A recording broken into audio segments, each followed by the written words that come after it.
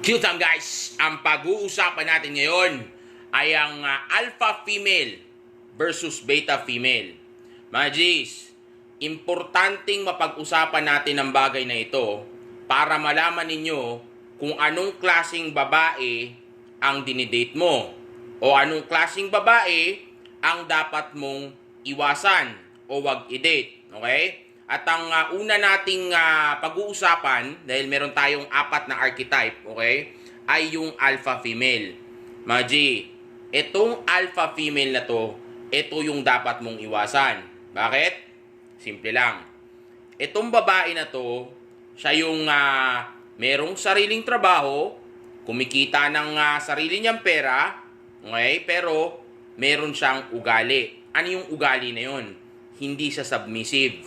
Ang tingin niya sa sarili niya, mataas siya. Hindi lang basta tingin niya, pantay siya ng mga kalalakihan ha. Ang tingin niya sa sarili niya, mas mataas pa siya sa mga lalaki. At ang ganitong klaseng babae ay feminist. Ang gusto niyang mangyari, ibaba ang mga kalalakihan para tumaas ang mga kababaihan. Bigyan ko kayo ng isang example. Si Chris Aquino. Okay, ito pa isa. Si Rufa Gutierrez, yung mga celebrities na yan. Walang lalaking tatagal dyan dahil ang ugali ng mga babae na ganyan ay feeling mo, kala mo kung feeling nila, sa sarili nila, sila yung mas mataas.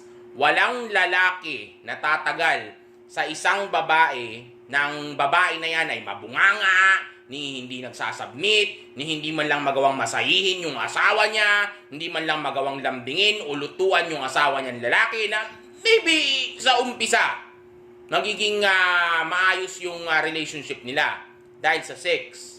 Pero pagkatagalan na at na-realize na nung lalaki kung gaano ka BS o gaano ka bullshit yung babae na yan, iniiwan. Kasi nga, yung babae na yan, akala mo kung sino siya. At ang tingin niya sa sarili niya, palagi siyang entitled sa mga lalaking matataas na yung mga hinahanap niya, yung mas mataas pa sa kanya. Isipin mo, may sarili siyang trabaho, may sarili siyang karir, may sarili siyang pera, at pati ang mga desisyon niya pang sarili niya. O tingin mo, gano'ng kataas ang inahabol nito? Di sobrang taas. Wala namang high value male na yung lalaking hinahanap niya na magsasubmit sa kanya o magugustuhan siya. Bakit? Dahil nga ang hinahanap ng isang high value male na katulad ko, isang alphang katulad ko, ay ang isang babaeng magsasubmit sa akin. So kung hindi siya sasubmit, hindi siya susuko, hindi siya susunod sa akin, hiwalayan ko yung putang inang yan. Maaring sibaking ko, pero hindi ako tatagal sa relasyon. Dahil bakit ako hahanap ng isang babae na sakit ng ulo? Kung kaya ko namang kumita ng sarili kong pera at wala man akong pakialam sa pera niya. Kahit na CEO, celebrity, o kung sino pa tingin niya sarili niya, wala akong pakialam sa kanya. Dahil kung ano ang meron siya, kaya ko rin gawin yun.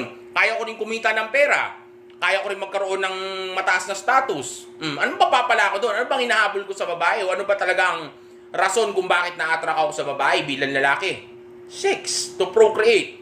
So kung yung babae na yun, ang meron lang siya is sex, then maybe, yun nga sabi ko sa inyo, maybe I will F her. Okay? Maybe I'll fuck her. Pero yung sabihin mo natatagal, tas aasawahin ko pa, no, men. Merong iba, inaasawa nila. Di ba? Yung kay Chris Aquino, kay Rufa Gutierrez. Pero, hindi sila nagtatagal. Kasi nga dahil sa pag-uugali nila. Yang mga babae na yan, feminist, iwasan yan. Sakit sa ulo yan. Nakala mo kung sino yung mga yan. Ang rason kung bakit ganyan yan ay dahil binulag sila. Kinondisyon sila ng feminism. Okay? Alam ko na madalas kong sinasabi sa inyo na yung mga ganyang klaseng babae ay pwede namang i-date. Diba? Madalas sinasabi ko rin sa inyo. Pero hanggang date lang. Pero as much as possible, umiwas ka na. Kung kaya mo na gawin na wag na i-date, ang gawin mo, i-pump and dump mo lang. Kumbaga tirahin mo, tapos itapon mo dun sa kalsada, gawin mo. Dahil yung mga babae niyan, sakit niya ng ulo. Ayaw mo siya mamuhay sa sarili niya. Kung ayaw niya mag-submit sa lalaki, at ang tingin niya sarili niya ay mas mataas pa tayo, at ang goal niya, pabagsakin ang mga kalalakihan para tumaas sila. Yung mga girl power movement, iwan mo, itapon mo sa basurahan. Okay? Pangalawa, na pag-uusapan nating archetype, ay yung alpha, beta. Okay, ano tong alpha, beta na to? Itong alpha, beta naman na to, na na pag-uusapan natin ay yung may mga trabaho na babae. Okay, ito yung babae na gusto ko naman na kilalanin ninyo, o ma-date ninyo, o makasama ninyo sa buhay ninyo. Bakit? Dahil itong mga to, may sariling pera, hindi nila agawin ang pera mo. Meron silang sariling buhay, may karir sila, pero marunong silang sumabmit. At sumasubmit lang sila sa mga lalaking kaya nilang bigyan ng respeto.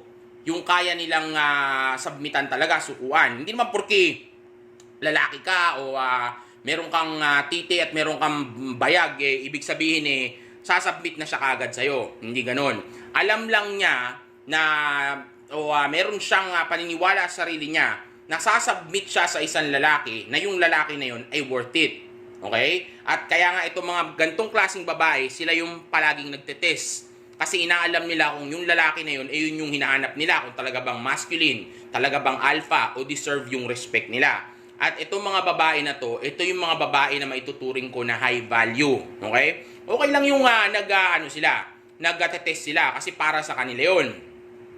Pero kapag ang babae ay nagmamanipula na, yan na yung time na hindi mo masasabi na itong babae na ito ay high value. Okay? Kaya itong alpha beta na to, kaya siya alpha kasi nga meron siyang sariling buhay niya, na meron siyang trabaho, meron siyang career na pinipursue, pero pagdating sa lalaki, marunong siyang sumabmit. Okay? Marunong siyang rumispeto. Okay? Makita mo yung mga ibang mga asawa ng ibang mga celebrity dyan na babae, di ba, na sa iba hindi sumasubmit, sa iba hindi siya ganun, sa iba strong siya, pero pagdating sa lalaki niya, lumalambot siya. Pagdating sa lalaki niya, lumalabas yung pagkababae niya kasi naiintindihan niya na ang lalaki mas mataas sa kanya, mas superior sa kanya. Kailangan niya yung lalaki na yun para mag-survive sa mundo. Dahil walang kwenta ang pera lang. Dahil naiintindihan niya ang role niya dito sa mundo, kung ba't siya nandito. Na alam niya na balang araw magkakaanak siya, at yung bata na yun, syempre papalakihin nila na maayos, kaya alam niya na pagka nakakita siya ng lalaki, dapat niyang irespeto yung lalaki na yun. Dahil yung lalaki na yun, yun ang tutulong sa kanya para mapalaki yung bata na yun ng maayos. Okay? So, yan yung alpha beta. Sunod naman, ito naman yung beta alpha. Ano naman yung beta alpha? Ito yan. Ang beta alpha naman, yung kala mo kung sino na hindi sumusunod sa isang lalaki, hindi nagsasubmit sa isang lalaki, hindi sumusuko, pero wala namang trabaho. Akala mo may binatbat, pero sa totoo lang, wala namang silbi. Akala mo kung sino, pero hindi naman kayang mamuhay mag-isa. Pero napakabunganga, napakatamad, napakawalang kwenta. Dahil nga walang silbi bilang babae, kundi ang mapepresent lang niya ay yung sex niya. Pero kung more than that, wala nang iba pa, kundi yun lang. Okay? Yan yung beta alpha. Kaya siya naging beta kasi yung ugali niya, beta, dahil nga, o yung buhay niya, beta, dahil walang trabaho, okay? Walang buhay, walang sinabi, pero akala mo kung sino, dahil nagpapaka-alpha siya, nagpapaka-leader niya. Magpapaka-leader siya, ang gusto niya, ikaw ang sumunod sa kanya. Gusto niya yung mga decision ninyo sa pamilya ninyo, siya ang masusunod palagi. At pag hindi ka sumunod sa kanya, papalitan ka niya. Palagi kanyang tinatakot, palagi kanyang ginagaslight, palagi kanyang inaabuso.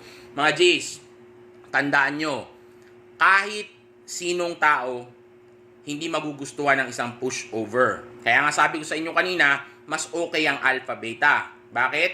Kasi dahil sa kanya may balanse. Okay? Balanse yung kanya dahil hindi siya basta sunod-sunuran. Meron pa rin siyang sarili niyang desisyon. Pero pagka binigay niya yung desisyon na yun, sisiguraduhin niya, let's say pag sumabmit siya, mas mabavalue mo yun kasi alam mo na ginawa niya yung desisyon na yun, hindi dahil lang basta natatakot siya sa buhay niya, hindi basta dahil pushover siya, hindi dahil basta sunod-sunuran siya, hindi dahil basta mababa ang self-esteem niya, kundi ang alam niya, yun yung tama sa kanya. Kaya pag nakuha mo yung submission na yun, o yung respeto ng babae na alpha beta, mas ma-appreciate mo. Kasi alam mo na ginawa niya yung desisyon na yun dahil yun yung makakabuti sa kanya. Hindi lang dahil iniisip niya na hindi na siya makakakuha ulit ng katulad mo. Okay? At yan yung susunod na archetype na pag-uusapan natin. Ayan naman yung beta female. Ano yung beta female? Walang trabaho, walang karir, walang buhay, pero nakasubmit sa'yo. Okay? Okay din yung mga yan. Pero pinaka-best is female o yung alpha, beta na female. Kasi nga, sila, at least, meron silang something to lose. Hindi uubusin yung pera mo. Nakakatulong pa sa'yo. Masusuportahan ka pa sa ibang bagay. At higit sa lahat, gaya nga sabi ko sa inyo, hindi sila sakit ng ulo. Kasi nga, nakasubmit sila, pero asset siya sa buhay mo. Nakakatulong siya sa'yo. Kumpara sa beta female lang, na walang trabaho. Na oo nga, nakasubmit siya sa'yo, pero inuubos naman niya yung pera mo. Hindi siya nakakatulong sa'yo. Pabigat lang siya. Pero may iba dyan na porque maraming ang pera, okay lang sila sa ganun. Well, hindi naman ganun kalaking problema ang mga beta female. Ako, okay lang din sa akin yun. Dahil submissive naman. Pero ang shit lang sa pagkakaroon ng isang beta female is kasi nga, pagdating sa pera. Instead na nakakatulong siya sa'yo o asset siya sa'yo, ang nangyayari tuloy, namumblema ka pagdating sa financial. Dahil nga, imbis na sana ang gastusin mo ay para sa sarili mo lang, dagdag na siya. Well, responsibility mo naman yun bilang alpha male sa relationship. Okay? Ikaw talaga dapat ang gumawa nun.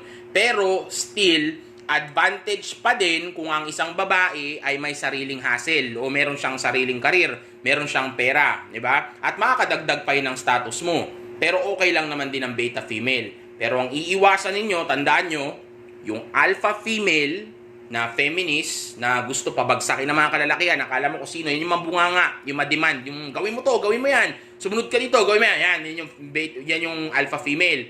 Tapos yung pangalawang dapat mong iwasan is yung beta female, okay? Yung beta alpha, yun yung pangalawa mong dapat iwasan. Bakit?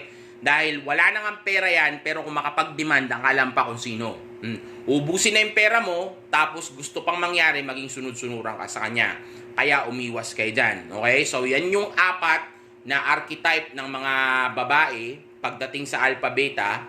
Ang kailangan mo lang gawin, again, improve ang sarili mo, mag-focus ka sa grind and purpose mo, at yung mga babae na yan, ma-attract na sila sa'yo. Naturally. Okay? At pag na-attract sila sa'yo, siguraduhin mo na marami kang options at meron kang abundance mindset para ma-screen mo at mapili mo kung sino dyan yung dapat mong makasama o makadate o kahit na sabihin pa natin na masibak lang. Okay? Kaya laging tandaan na magpayaman, unahin ang sarili, at simbak na maraming puta yo. Peace! Boom!